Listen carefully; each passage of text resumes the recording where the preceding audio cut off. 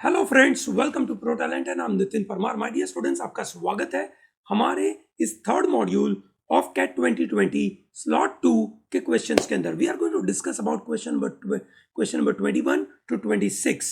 I'm sure the students who are very, you can say, much eager to solve good quality questions and find out the tricks and techniques needed to solve CAT kind of questions, they are watching these videos in a big way. ठीक है दोस्तों, अगर आप ये videos regularly देखते हैं तो आपको बहुत सारे ट्रिक्स, बहुत सारे कंसेप्ट्स अच्छी तरीके से मिलते हैं और आप एग्जाम के दिन बड़ा अच्छा काम कर पाएंगे। Let me start with the question number, you can say 21। अगर आपने आगे के 2 मॉड्यूल नहीं देखे हैं, प्लीज उसको देखिए। ठीक है, they are available on YouTube, easily available. Let's start with the question number 21। Let C1 and C2 be the concentric circle. What do you mean by concentric circle? Concentric circle has 2 circles having the same center. Okay, so this is what one circle I have, and then I have another circle. Yes or no? C1, the diameter of C1 is 2 centimeter longer than C2. Remember, it is diameter. Okay, great. So that means if this is radius R, then this another radius is r plus 1, because this is 1. Okay, why it is 1? Because diameter is 2 centimeter longer, radius will be 1 centimeter longer. Okay, great. If a chord of C1, so this is C1, this is C2, ठीक है, and then there is a chord of C1 has a length of 6 centimeter and is a tangent to C2. So that means C2 को tangent है, and this is a chord we are talking about. Yes or no? ठीक है, then the diameter of C1 कितना होगा? Great. यहाँ से मैं line draw करूंगा. This will be R. ये पूरा chord का लेंथ है, this पूरा is 6 centimeter. तो ये जो छोटा सा पार्ट है that will be 3. This is R plus 1. So this is R plus 1 का whole square is equal to R square plus 3 square. So therefore R is equal to 4. R plus 1 is equal to 5. So that means C1 का radius 5 है, उसका diameter हो जाएगा आपका 10. Easy, बहुत easy है। Question number 21 easy था। Question number 22, John takes twice as much time as Jack to finish the job. Okay, so this is John, ठीक है, दिस इज जैक, ठीक है। John takes twice as much time as Jack to finish the job, which means दोनों को जो time लग रहा है, तो जॉन को दो गुना ज्यादा लग रहा है। ये सुनो, सो दैट मीन्स अगर ये बंदा एक दिन में x वर्क करता है तो ये एक दिन में 2x वर्क करेगा। ये लाइन का मतलब समझ में आया? John takes twice as much time as Jack, मतलब जैक तेजी से करता है काम तो उसको 2x लगता है। ये सुनो, Jack and Jim together take 1/3 of the time to finish the job, then the John takes working alone. John को अकेला काम करना है, ठीक है। सो अगर जॉन अकेला काम करता तो एक दिन में कितना करता? x।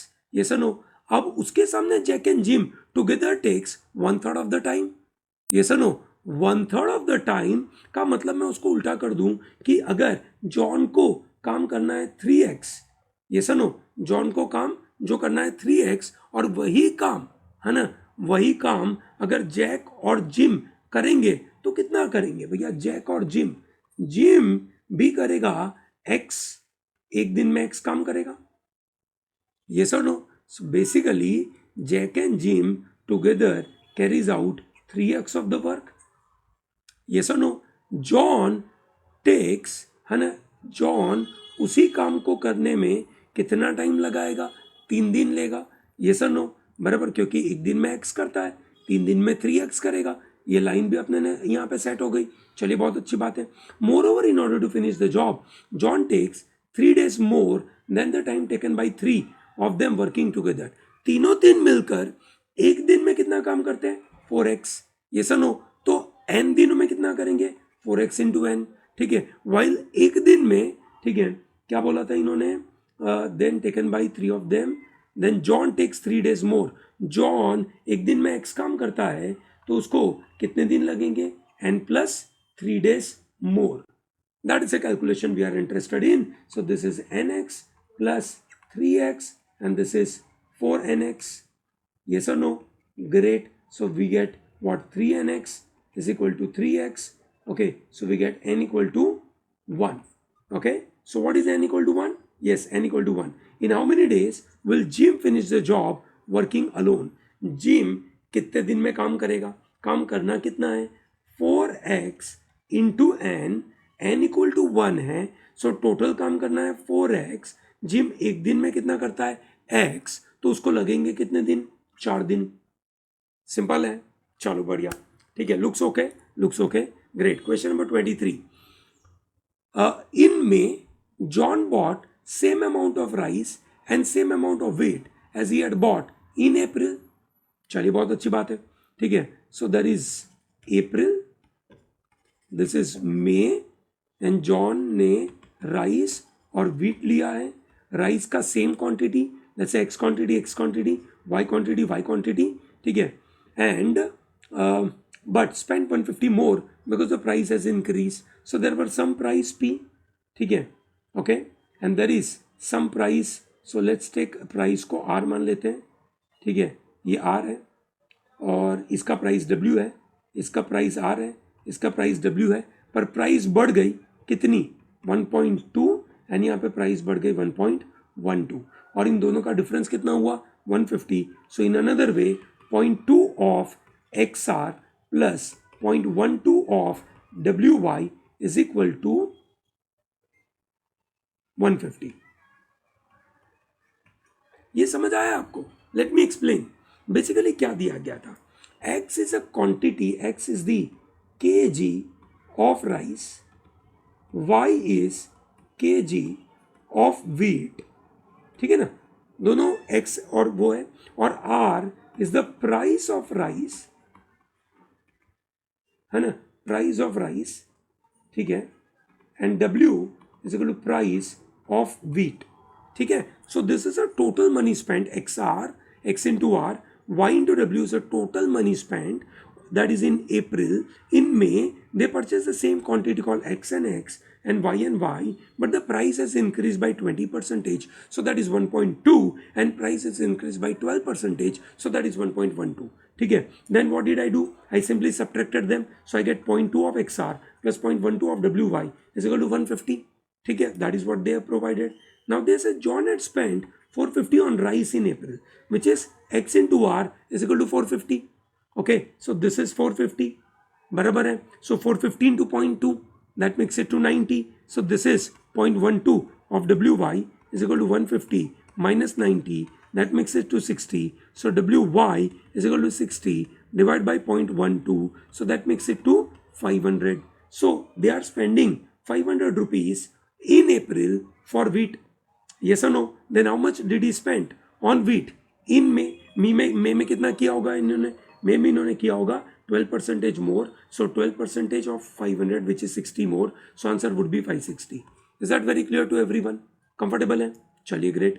ठीक है. So that is 560. Answer would be C. Great. We go to question number 24. Aaron bought some pencils. So there is Aaron bought some pencils and some sharpeners. ठीक है. Spending the same amount of money as Aaron, Aditya bought twice as many pencils. So he purchased, let us say, P pencil as sharpener, and Aditya purchased twice the pencil.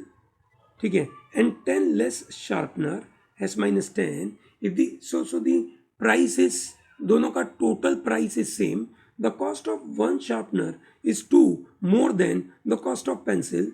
The pencil का price अगर अपन x मानते हैं तो इसका price हो गया x plus 2. This is x and this is x plus 2. Then what is the minimum possible number of pencil bought by Aaron and Aditya together? उन दोनों ने मिलकर total 3P पेंसिल लिया है. तो आंसर होना चाहिए 3 का मल्टीपल. सभी ऑप्शन 3 के मल्टीपल है. कोई पंगा नहीं है.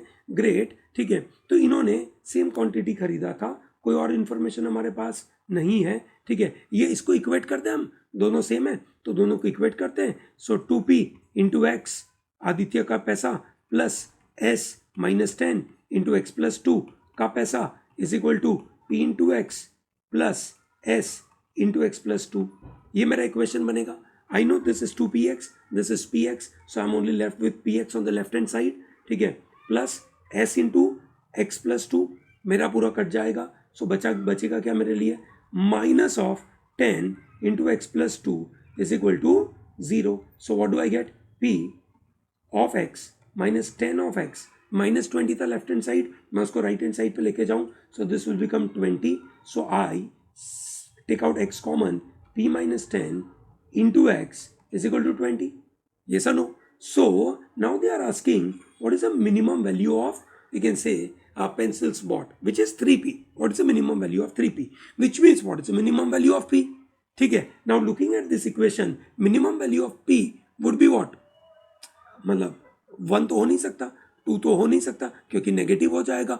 p का मिनिमम वैल्यू क्या होगा, 11, because this number can not be 0. p minus 10, if it is 0 then it can not give you, multiplication is 20. सो p का मिनिमम वैल्यू क्या होगा, 11. ये सनो. अब सब पेंसिल और शार्पनर है, सब क्वांटिटी की बात है, इंटीजर की बात है. So therefore p will be equal to 11. So अगर p 11 है तो ही जाकर ये इक्वेशन सेटिस्फाई होगा. So if p is 11, minimum number would be 3 into 11 which is 33. Answer would be a.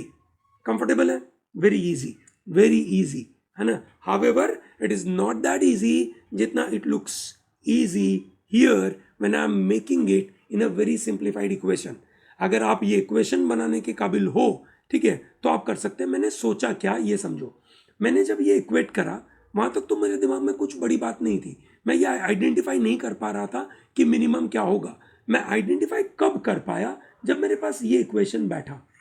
ये इक्वेशन के बाद जो मैंने अगला स्टेप सोचा ना, दैट वाज अ की, you can say that's an ice breaker, ऐसा कुछ बोल सकते हैं. मैंने ऐसा सोचा कि एक्स वाले यूनिट को एक तरफ और बाकी कांस्टेंट को एक तरफ, और उसके बाद मैं उसको इक्वेट करूंगा तो मेरे लिए इजी बनेगा. And that give me a very easy calculation for me. Is that okay? Great. चलिए, question number 25. A sum of money is split among Amal, Sunil and Mita. So there is Amal, Sunil, Mita. So the ratio of the shares of Amal, Sunil, मतलब जो पैसा है उस पैसों में से उनका जो शेयर है, ठीक है, that is in the ratio of 3:2. And Sunil Mita का जो है वो 4:5 है. सो पहले इनको इक्वेट कर देते हैं. कॉमन दोनों में 4 and 2 है, एलसीएम ले लेंगे तो हो जाएगा 4. So this becomes 2, this is multiplied by 2, 6:2, 4:5. So Amal, Sunil, Mita का पैसा are in the ratio of 6:4, 4:5. Is the difference between the largest and the smallest of these shares, मतलब उनको जो पैसा मिला उनमें जो सबसे बड़ा है which is 6x, जो स्मॉलेस्ट है दैट इज 4x, उनका difference is equal to 400. Then what is the share of Sunil, Sunil का पैसा कितना है, 4x. ठीक है, okay. So this is 400. Okay, so this is 2x is equal to 400. So what is 4x, 4x is equal to 800. सो कितना पैसा होगा, 800. इजी, काफी easy. Some of you, which I know, some of my friends, some of my students fall into a trap saying that, sir, ये तो share लिखा है. So there is share, फिर उसका शेयर प्राइस, फिर नंबर ऑफ शेयर्स. ये share का मतलब वो शेयर नहीं था, शेयर प्राइस नहीं था, वो जो टोटल मनी था उसमें से उसका भाग था, उसमें से उसका एक पार्ट था. So that is the share. Comfortable? Great. Question number 26. How many 4-digit number greater than 1000 and each having all 4-digit distinct are there with 7 coming before 3? Okay, 7 coming before 3. What does it mean? It means कि भैया 1, 2, 3, 4 digit है. अगर 3 यहाँ पे आया तो 7 यहाँ कहीं पे भी हो सकता है. या इन अदर वर्ड्स, अगर 1, 2, 3, 4 है, 7 यहाँ पे आया तो 3 यहाँ पे कहीं पे भी हो सकता है. इन केस 7 मेरा यहाँ पे आया, ठीक है, तो मेरा 3 इन दोनों में से कहीं पे भी हो सकता है. और अगर मेरा 7 यहाँ पे आया तो मेरा 3 सिर्फ एक ही जगह पे होगा. यस और no? Is that very clear? Great. ठीक है, वापस 1, 2, 3, 4. ठीक है, if I am putting 7 here, my 3 can be here here कहीं पे भी हो सकता है. So what is a possibility for me? I have 7, 3 and few other numbers. I have 7, x, 3 and y. I have, or I write it here, 7, x, 3y और 7, x, y, 3. ये मेरे 3 अलग अलग तरीके के नंबर बन सकते हैं. Is that okay with everyone? Clear है ये बात? Great. All 4 are distinct digit, so I cannot repeat 7, I cannot repeat 3, that is what I cannot repeat. Okay, so what will happen to x and y? X and y will be any number. कौन से number हो सकते हैं? They can be any digits, they can be 0, they can be, we can say 1, 2, 3, any, but they cannot be 7, they cannot be, you can say 3. So you can say ये क्या possibility है? One of the number could be, you can say how many ways it can be framed. It can be framed as 8 and the other would be 7. Okay, so this is, you can say ये 8 और ये 7 तरीके से बन सकता है. 8 into 7 और ऐसे कितने तरीके बन सकते हैं? 3. 8 into 7 into 50, that is 56. 56 into 3 is 18. 15 plus 168. Okay, so these are the 168 ways possible. Comfortable है? Great. So this is one. Now I am taking 7 would be here. Okay, so 3 can be here or 3 can be here. So I have what? X, 7, 3, y or x, 7, y, 3. These are the 2 ways possible. और कोई तरीके नहीं है. 7 3 के पहले आ रहा है. These are the 2 ways possible. यहाँ पे क्या आ सकता है? पहला x है. x cannot be taken as a, you can say 8 ways, है ना, क्योंकि हमारे पास 0 से 9 तक 10 डिजिट्स है, उसमें से 7 और 3 हो चुका है. पर x cannot be 0 because we have to take 1000 के ऊपर का digit. So therefore x will be always maximum 7 ways I can take, 7 ways. And then y can be 7 because now whatever the number is used here and then 7 and 3 numbers are used out of 0 to 9, that is 10 में से 3 number चले गए. I am left with 7 into 7 और इसके दो तरीके into 2, that makes it 2. 7 7s are 49 into 2 is 98. Okay, great. And then let us say I put 7 here and I have 3 here. Okay, so that's only one way. There is no other way called xy 7 3. This is the only way. Okay, so this is ये कितने तरीकों से होगा? ये भी 7 तरीके से previous logic के मुताबिक. This is 8 ways, है ना? Sorry, no, not 8 ways, but 7 ways. 7 into 7 49. ठीक है, great. 8 plus 8 16. 16 plus 9 is 15. Carry forward 1. 16 and 6 plus 4 10. Oh, sorry, 8 plus 8 16. 16 plus 4, this is 2. Carry forward 2. Okay, 6 plus 4 10 and this is 11 and this is 9 10. This is 21 and this is 315. क्या answer होगा? 315. That's the answer.